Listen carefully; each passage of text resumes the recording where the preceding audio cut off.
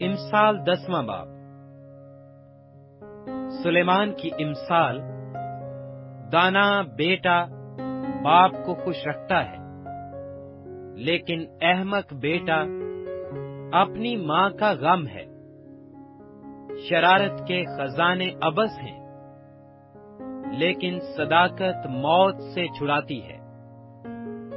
خداوند صادق کی جان کو فاقہ نہ کرنے دے گا، پر شریروں کی ہوس کو دور و دفع کرے گا۔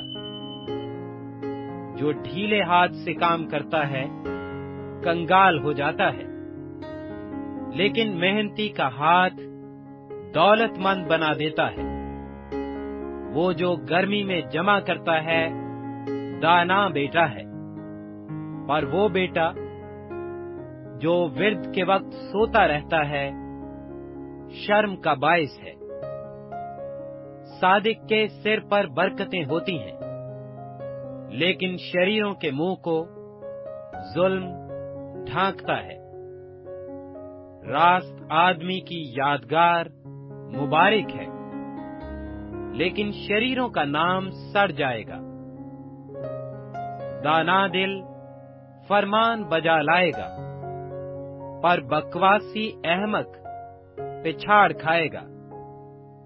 راست رو بے کھٹکے چلتا ہے، لیکن جو کج روی کرتا ہے ظاہر ہو جائے گا۔ آنکھ مارنے والا رنج پہنچاتا ہے، اور بکواسی احمق پچھاڑ کھائے گا۔ صادق کا منہ حیات کا چشمہ ہے، لیکن شریروں کے منہ کو ظلم ڈھانکتا ہے۔ عداوت جھگڑے پیدا کرتی ہے، لیکن محبت سب خطاؤں کو ڈھانک دیتی ہے۔ عقل مند کے لبوں پر حکمت ہے، لیکن بے عقل کی پیٹھ کے لیے لٹ ہے۔ دانا آدمی علم جمع کرتے ہیں، لیکن احمق کا منہ قریبی ہلاکت ہے۔ دولت مند کی دولت اس کا محکم شہر ہے، کنگال کی ہلاکت اسی کی تنگ دستی ہے۔ صادق کی محنت زندگانی کا باعث ہے، شریر کی اقبال مندی گناہ کراتی ہے۔ تربیت پذیر زندگی کی راہ پر ہے، لیکن ملامت کو ترک کرنے والا گمراہ ہو جاتا ہے۔ عداوت کو چھپانے والا دروغ گو ہے، اور تہمت لگانے والا احمق ہے۔ کلام کی کثرت خطا سے خالی نہیں، لیکن ہونٹوں کو قابو میں رکھنے والا دانا ہے۔ صادق کی زبان خالص چاندی ہے، شریروں کے دل بے قدر ہیں۔ صادق کے ہونٹ بہتوں کو غذا پہنچاتے ہیں، لیکن احمق بے عقلی سے مرتے ہیں۔ خداوند ہی کی برکت دولت بخشتی ہے، اور وہ اس کے ساتھ دکھ نہیں ملاتا۔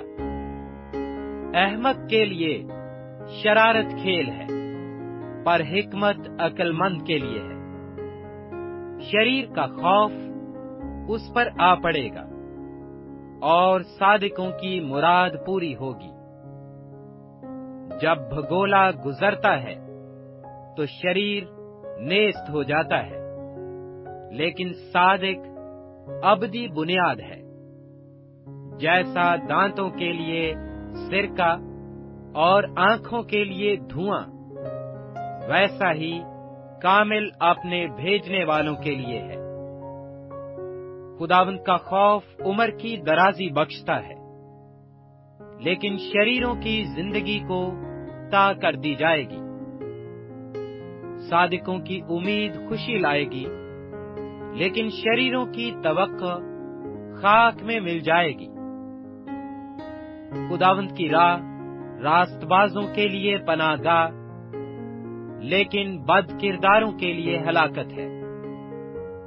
صادقوں کو کبھی جنبش نہ ہوگی، لیکن شریر زمین پر قائم نہ رہیں گے۔ صادق کے منہ سے حکمت نکلتی ہے، لیکن کجگو زبان کاٹ ڈالی جائے گی۔ صادق کے ہونٹ پسندیدہ بات سے آشنا ہے، لیکن شریروں کے منہ کجگوئی سے۔